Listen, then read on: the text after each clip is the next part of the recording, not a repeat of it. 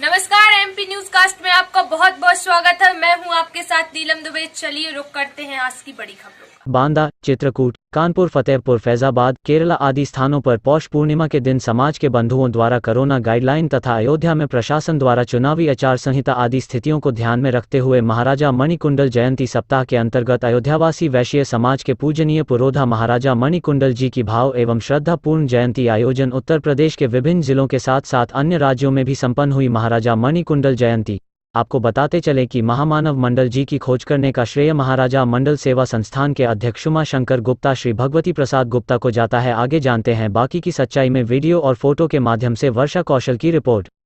भगवान राम के वनवास के समय उनके साथ ही अयोध्या से निकले थे और पूरे देश में अयोध्यावासी वैश्य के रूप में आज जाने जाते हैं।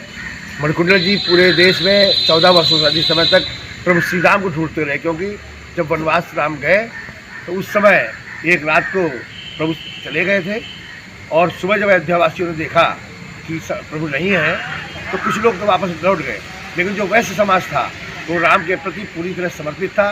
उसने अपना घर, व्यापार, परिवार, सुख सुविधा सब कुछ छोड़ करके भगवान राम के साथ जाने का निर्णय लिया और कहा कि जहाँ राम तहाँ अवध है, नहीं अवध बिनु राम, राम संग वन अवध है, अवध बचा क्या काम। और ऐसे अयोध्यावासी वैश्य समाज में महाराजा मणिकुंडल जी कालांतर में राजा बने।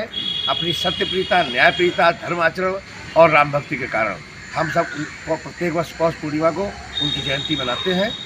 और इसीलिए यहाँ पर ये मणिकुंडल वाटिका जो मोती झील में स्थापित है, जहाँ मूर्ति स्थापित है, यहाँ हम लोग प्रतिवर्ष उनकी जयंती मनाते हैं और पूरे देश में लगभग 100 स्थानों पर उनका जयंती कार्यक्रम होता है।